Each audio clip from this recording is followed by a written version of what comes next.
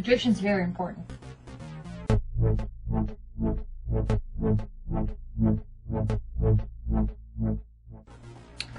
Okay.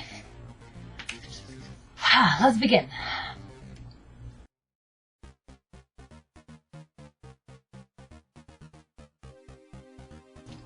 In case you didn't realize, most of my videos are actually entirely unscripted. I have no fucking idea what I'm doing.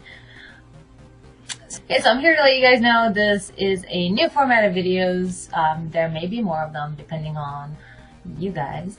And it's basically a question and answer type format of a video. And I'll be looking through my YouTube comments as well as my Instagram and Facebook questions. And I take little screenshots of them, throw them all in a pile, and then go through them later in a video. So if you have questions for me, make sure to hashtag AskCherry and we will do the thing. So this first set of questions is from like a bajillion years ago. I've been collecting these for a while and I finally got my hands to... Wait. That idiom doesn't make any sense when translated into English. Anyway, I had a Russian moment. I'm finally getting my hands on answering these questions in the format of a video, which is what I've always wanted to do, but it just took me like 3 years to get it together. So I hope you guys enjoy, and we'll see if we make more of these. Alright. Okay, so basically the context is of Final Fantasy games, and we are talking about getting into Final Fantasy 12. So some of you may know this, some of you may not, but I have kind of a history with Final Fantasy games. I've been playing them on and off for a really long time for me. It's one of the franchises, so to speak, that I kind of fell in love with once I started gaming for serious, which was around 2006. So the first game I played was Final Fantasy X, and just like for many of you, the first Final Fantasy you play is the one you love, and unlike you guys, which are probably going to say Final Fantasy VII, for me it's the 10th. It is perfect, it is amazing, everything about it is perfect. So since then I've also played Final Fantasy XIII, and then I am in the middle of playing Final Fantasy IX, as well as Final Fantasy VII on Steam, and I'll be probably streaming both Final Fantasy VII and IX, even though they're on different platforms. There'll probably be Twitch streams of that coming in the future, so stay tuned for that via my Twitter, etc. And I've also gotten my hands on 10-2, I think, and maybe some other Final Fantasies. And the goal is basically to go backwards from the 10th, but I also played the 13th, and I've never played the 12th. I will likely really enjoy the 7th that's going to be remastered. I hear some questionable things about the 15th, so I don't know if I'm kind of like in a backwards movement in the games right now. I get that way about some games, like Resident Evil, to name one, and some other ones where I just kind of want to play from the beginning all the way through. That's actually, I'm gonna grieve for a moment. No, not grief. I'm gonna vent. I'm gonna vent for a moment. I started playing Devil May Cry from the very first one, and I hear the first one's not as good as the second one, but I have to play the first one to understand the second one. You get this? And I actually got stuck on a certain level really early on in Devil May Cry, so I'll be streaming that too on Twitch to hopefully get through this weird, like, stuck phase that I'm in right now, because the only alternative I have currently is just to grind my fucking little hands off, and that just does not sound like fun. So hopefully I'm doing something wrong that we can fix with you guys' help on stream. That'll be happening sometime in the next few months. So once again, follow me on Twitch or follow me on Twitter and keep an eye out for those stream notifications. Yes. Okay, so basically I hope that answers the question. I never played the 12th, so I will eventually, once I'm like done playing a lot of the middle Final Fantasies between like 10 and 1 or 2, whatever is the earliest that I can still play. And then I'll get into 11 and 12 and 14, hopefully maybe 15, we'll see. that's the plan. I'll let you know if that changes. So, moving on. Next one. Oh. Gotcha.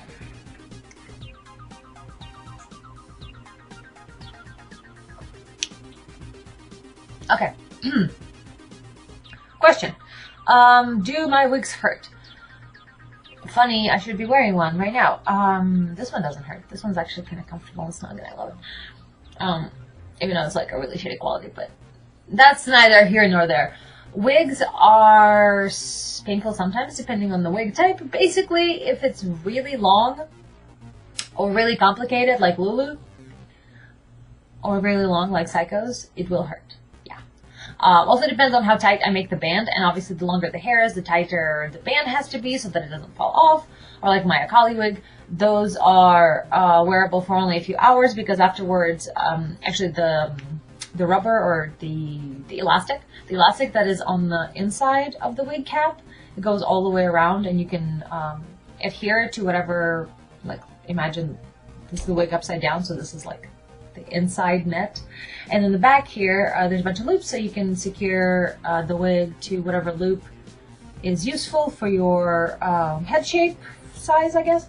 And if you do it too tight, it'll start hurting. Like, for me anyway, it'll start hurting around the crown of the hair, which is where the wig lays.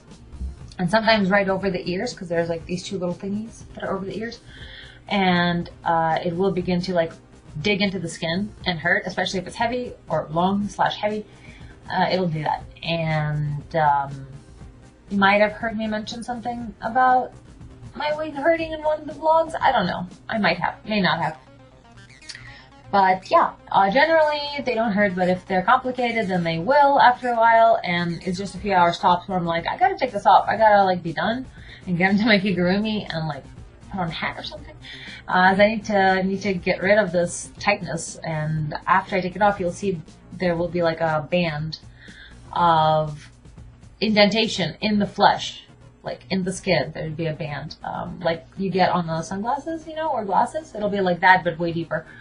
Because of that elastic, and yeah, good times. So, there's that. I don't want to call it hurt. It's just, it's more like it gives you, or me anyway, it gives me anxiety, and I just have to like, get it off me, you know. So, yeah, there we go. Next question: can you do Lulu Dallas next? Okay, thanks. Oh. And this is from one of my family members. That's awesome. Yeah, I would love to do Lulu. I would absolutely love to do Lulu. I feel like my face shape, even though I have some Ukrainian blood in me too, I feel like my face shape and eye shape and everything, even if I put like blue lenses in, which is difficult enough as it is because my eyes are so dark, I don't know if I look a lot like Mila at all. So, I'd have to like think about what to do with my face if I'm gonna cosplay her, and she's a lot paler too, but I don't really know how to deal with the hair skin difference going lighter from what I am. Going darker is like not a problem, going lighter, I don't know. And I don't feel like being like every other Lulu in the bandage costume, which is fine and fantastic, and I love it. And I would love to do a cosform as Lulu, because I feel like the idea looks a little bit like Willis, or as we call them in my family, Rulus, because he rules. So I don't know, we'll see.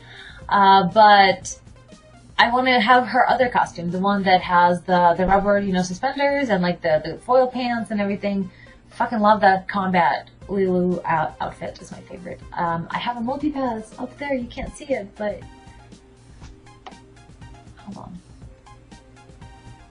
Okay, you see the winner, Lost in Paradise, right there. Wow. And right above that, right there, this one right here. You can barely see it, but that's a multi-pass. So I have the accessories. So I would love to. I just don't know how well I could pull it off. I would love to do some cosplay. I feel like we sort of look like, well, I don't look like Lulu, but I feel like I relate to her in a lot of ways, and Daddy and I have kind of a similar story together, like our life story. is somewhat similar, or could be likened to Fifth Element, and it's one of our favorite movies. Yeah, we're big old sappy romantics. Moulin Rouge and Fifth Element are one of our favorite movies. Fuck off. So yeah, I would love to do it, but, you know, I don't feel like I look like her, and it's really difficult for me to conceive of how to make her costume unless something comes through, potentially. I've actually been talking to somebody about making a Lulu costume, so we'll see. Who knows? Fingers crossed, though. And definitely give me your feedback if you think I could pull off Lulu. So, yeah. No, not Lulu. Total Freudian slip. I love Lulu. I do pull off Lulu, thank you very much. At least I think I do. There are some Facebook trolls that disagree with me, or at least about my cleavage, being able to pull off Lulu. Wow. What is going on with my brain today? Yeah. Hopefully you understand what I'm saying, because I'm like... Speech is... no. Okay. Yes. Words. Next question. I think we should just, like, move on and try to pretend that didn't happen. Alright. Silly question. Why didn't I... okay. Silly question. It's not a silly question. Well, it's a question that presumes I didn't try that. So, in that sense, it's a little silly, but not really. I feel ya. It's a context question to a vlog of Sack Anime, I think it was. And I was wearing Nell from Bleach costume, the grown-up Nell, where she has kind of a underboob situation happening. And I cut it in an authentic underboob way, but of course, if you have, like, nipples and you move your hand around, underboob is going to reveal more than the underboob potentially. So, keeping underboob steady is a very fragile situation, because if you wanted to show underboob in your resting stance, that means the fabric's super short, basically. And then, when you move your hand, it goes up, and so, you know. Anyway. I did try to use a bullet-sided tape in the past. The kind that I have I don't think was very good or something. And I don't remember if I actually used it for this costume or not. I even might have. But it just wasn't working. It just wasn't sticking. I have these like little strips that are like fashion double-sided tape. It's a piece of shit. It doesn't really work. So I either said, fuck this noise because I had pasties, or did actually try them and it didn't work. I think I said, fuck this noise, I have pasties, because that just sounds like something I would do. And the pasties that I had was actually the whole problem, and the reason I was talking about it in the vlog, and the reason I was, like, rubbing my nipple the whole time. It was actually pretty hilarious. I haven't been back to Sack Anime since, but I should come back in my Nell costume and see if all the people would be like, you're the nipple girl. So, yeah, now you guys are curious about the nipple situation, and you probably will want to go see the vlog. It's in the Cherry TV, I think, playlist on my channel. So go do that and subscribe and do all the YouTube things. Yeah, but the pasty was just not big enough for my nipple because it's puffy. Am I violating YouTube rules with this talk? I don't know. Anyway, let's move on. So, last one. Water first, though. Am I part Mexican? Sorry if it sounds rude. No, I don't think it's personally. Maybe because I am, like, Asian. What is known as Asian in other parts of the world, because I'm Eastern European and I'm Russian.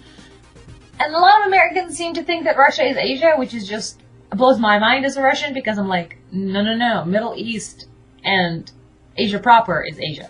Like, we are Eurasia at best. Otherwise, we're like just Russia or Europe. Like, fuck off. Anyway, well, we're not Europe, but we're just Russia. That's how we conceive of ourselves over there. And over there, you know, Russia is in that direction.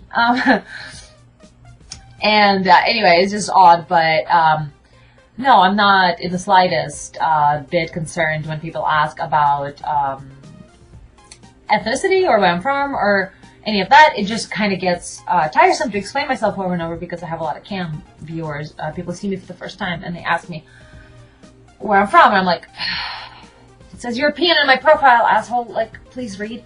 I understand they're just trying to initiate a conversation, but like PSA, if you're talking to cam girls, like please try to use something other than where are you from, how are you, and then, yeah, just those two. Or hi BB. Like, try an opener that's different from those three. You know, just a suggestion.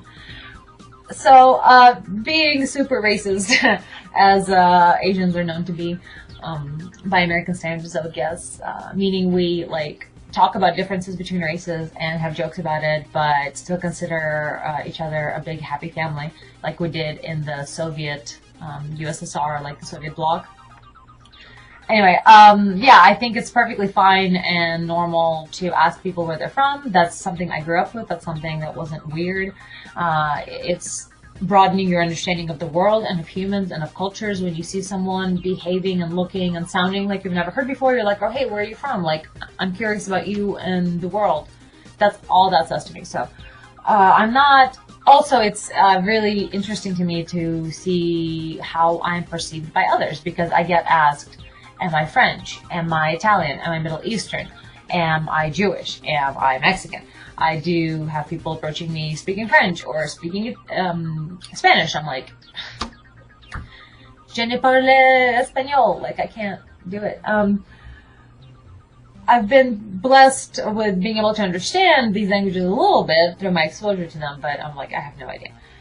And it's curious to me to see where people think I'm from. But no, I do not have any. Okay, so after all of that rambling, here's an answer to your question. No, I'm in no part Mexican or Hispanic or any of that, but I am part Latin blood, so to speak. If you consider Romanian, Moldovan offshoot of the Latin language and the Latin-looking swarthy people, yeah, that's my coloration that you're seeing. If it reminds you of Hispanic people, that is, or Mexicans, that is just my Moldovan quarter, I think it is.